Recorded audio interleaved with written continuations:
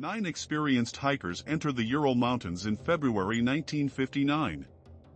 None of them come back alive. When rescuers find the camp, the tent has been cut open from the inside. The hikers fled into -30 degrees, without boots, without coats, in the middle of the night. 3 of them have internal injuries so severe that investigators compare them to a car crash. No external wounds. No explanation. Soviet authorities classified the cause of death as an unknown compelling force. This is the Dyatlov Pass Incident. January 23, 1959. 10 students and graduates from the Ural Polytechnical Institute depart for a ski trek across the northern Ural Mountains, one of the most demanding routes in the Soviet Union. Their leader is Igor Dyatlov, 23 years old and an experienced hiker. The group includes 7 men and 2 women, all skilled mountaineers. One member turns back early due to illness. The remaining 9 push forward. They are well-equipped, well-trained, and fully prepared for the conditions. They send a final telegram on February 1st. It is the last contact anyone has with them. Igor Dyatlov was not a casual hiker. By 1959 he had completed more than 10 major expeditions across the Soviet Union's most demanding terrain. He was studying radio engineering and had personally designed the group's communication equipment for this trip. His peers at the Ural Polytechnical Institute considered him one of the most capable mountaineers of his generation. The route he planned for February 1959 was classified as Category 3, the highest difficulty rating in the Soviet hiking classification system. He had filed a detailed itinerary with the University Sports Club. Experienced mountaineers who later reviewed his preparation found no errors, no shortcuts, no signs of recklessness. This is the essential context for everything that follows. Whatever happened on the slope of Kholat Syakhl, it happened to a man who had spent years training for exactly this environment. A man who knew mountains. A man who knew cold. A man who ran anyway. The group kept detailed diaries throughout the expedition, individual journals, and a shared group log. The last entry in the group diary is dated February 1, 1959. It is ordinary. Cheerful, even. The writers describe poor visibility forcing them to camp on the open slope of Kholat Syakhl rather than continuing to their planned shelter. They joke about calling themselves Yeti hunters. Yuri Krivonishenko drew cartoons in the margins.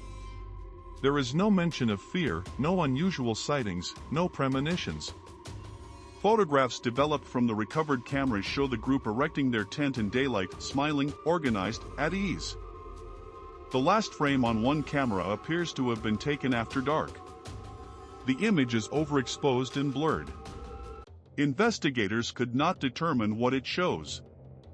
Whatever began that night began after the last diary entry was written and after the cameras were put away. When the group fails to return on schedule, a search party is dispatched. On February 26, they find the tent on the slope of Kholat Syakhl, a Monsey word meaning dead mountain. The tent is partially buried in snow. Its fabric has been cut open from the inside using a knife. The hikers' belongings, boots, coats, food, equipment, are all still inside. Footprints in the snow lead away from the tent toward the forest below. The footprints belong to people wearing only socks. Or barefoot. In temperatures that drop to -30 degrees Celsius that night. Rescuers follow the footprints to the tree line. They find 2 bodies near a large cedar tree. Igor Dyatlov's close friends, Yuri Doroshenko and Yuri Krivonishenko. They are shoeless and wearing minimal clothing. Signs show they attempted to build a fire. 3 more bodies are found on the slope between the tree and the tent: Igor Dyatlov himself, Zinaida Kolmogorova, and Rustam Slobodin. Their positions suggest they were trying to crawl back toward the tent. All 5 die of hypothermia. But the final 4, found 2 months later under 4 meters of snow, tell a completely different story. The last 4 hikers are found in a ravine 75 meters from the cedar tree. Nikolai Thibeaux-Brignolel has a massive skull fracture but no external head wound. Lyudmila Dubinina and Semyon Zolotaryov both have multiple broken ribs, bilaterally fractured, caved inward. The force required to cause these injuries is compared by the medical examiner to a car crash at high speed. Yet there are no cuts, no bruises, no external marks on their skin. Lyudmila's tongue and parts of her mouth are missing. Her eyes are gone. Soviet investigators note that several of the hikers' clothing tests positive for radioactivity. Of all 9 deaths, the condition of Lyudmila Dubinina's body is the most difficult to explain. She was 20 years old, an experienced hiker, and among the last 4 found in the ravine. The medical examiner's notes describe bilateral fractures of ribs 5 through 7 on her left side and ribs 6 through 7 on her right, both sides caved inward simultaneously. Her eyes were absent. Her lips were absent. Her tongue had been removed at the root. Soviet investigators attributed the missing soft tissue to decomposition and scavenging animals. Critics note that the other bodies from the same ravine showed well-preserved tissue consistent with freezing temperatures, not advanced decomposition. The medical examiner, Boris Vozrozdeny, recorded in private notes that he had never encountered injuries of this pattern in any case of hypothermia, avalanche, or accident. His official report used a single phrase to summarize the cause: unknown forces. Among the case file discoveries that have never been fully explained, radiation. 2 items of clothing recovered from the ravine, a brown sweater belonging to Yuri Krivonishenko and fabric from Lyudmila Dubinina's clothing, tested positive for beta radiation during the Soviet investigation. The contamination level was recorded as medium-high, not immediately dangerous, but significantly above natural background. Investigators noted the finding in the file without formally pursuing it. The explanation offered was that Krivonishenko had worked as an engineer at Chelyabinsk 40, a Soviet plutonium processing facility, and that residual contamination from his work may have transferred to other clothing. Nuclear specialists who later reviewed the case found this explanation inadequate. The pattern and level of contamination on 2 separate garments was not consistent with routine occupational transfer. The radioactivity finding was recorded, filed, and never revisited by Soviet authorities. Soviet investigators did not limit their inquiry to physical evidence. They pursued the Mansi, the indigenous people of the northern Ural region, as potential suspects. The Mansi had long considered Kholat Syakhl a sacred and forbidden place. The mountain's name in their language was not metaphor. It was a genuine prohibition observed across generations. Multiple Mansi individuals were interrogated in the weeks following the discovery. All were cleared, no evidence of any Mansi involvement in the deaths was found. The Mansi explained, through interpreters, that their people had avoided the mountain for as long as anyone could remember. They could not say precisely what the prohibition was based on.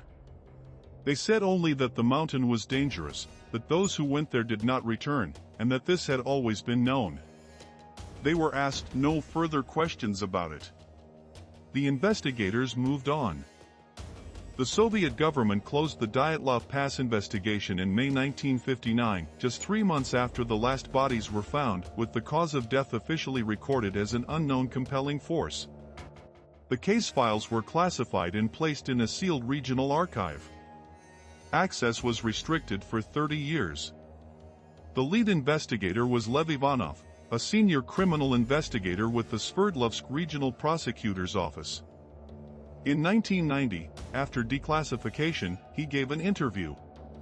He stated that regional Communist Party officials had ordered him to close the case and classify the findings. He described receiving a direct instruction to attribute the deaths to natural forces and to ask no further questions. He said he was told the answer involved matters of state security. He complied. He said he believed the order came from higher than the regional level. He died in 1997 without elaborating further. One of the most persistent theories among researchers is that the 9 hikers inadvertently witnessed a Soviet military weapons test. The northern Ural region in 1959 was adjacent to a network of Soviet military and nuclear facilities, including Chelyabinsk 40, where Krivonoschenko had worked as an engineer. Soviet ballistic missile tests were conducted over the region during this period. On the night of February 1 through 2, multiple witnesses in the Ural region independently reported bright lights and fireballs moving across the sky. These reports were collected by Soviet investigators but placed in a separate file referenced in the main investigative record but never included in the summary. That file has never been declassified. Researchers note that several elements of the case, the radioactive contamination, the internal injuries with no external marks, the classification order, and the fireball sightings are consistent with exposure to an experimental ordnance detonation at altitude. The Soviet government closes the investigation in May 1959. The cause of death, an unknown compelling force. The files are sealed for 30 years. Theories multiply for decades. Avalanche, but the snow pattern does not match and avalanche survivors do not show internal injuries without external wounds.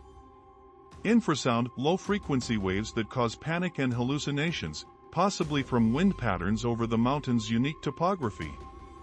Military weapons testing, the area was a documented Soviet test zone with evidence of activity that night. Karstic collapse, the ground giving way beneath the tent. Each theory explains some of the evidence.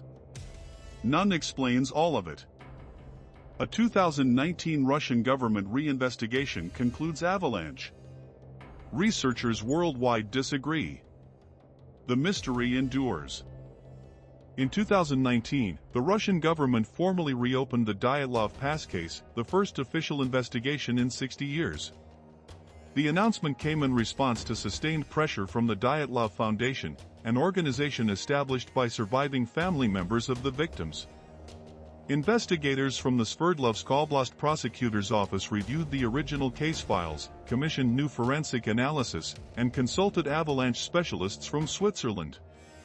Their conclusion, announced in July 2019 and expanded in 2021, was that a small, atypical slab avalanche had struck the tent while the group slept.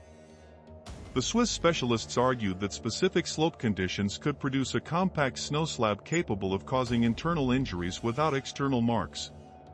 The investigators said the snow would not have left avalanche pattern debris visible to later rescuers. The Dyatlov Foundation, independent researchers, and several forensic specialists reviewed the conclusion and rejected it. The case was officially closed again. After 67 years, certain facts about the Dyatlov Pass incident remain unaccounted for by any single theory. A slab avalanche does not explain why experienced mountaineers who survived the initial event continued removing their remaining clothing in -30 degrees, a behavior the medical literature associates with paradoxical undressing, a terminal hypothermia phenomenon, but one requiring the person to already be in the final stages of freezing.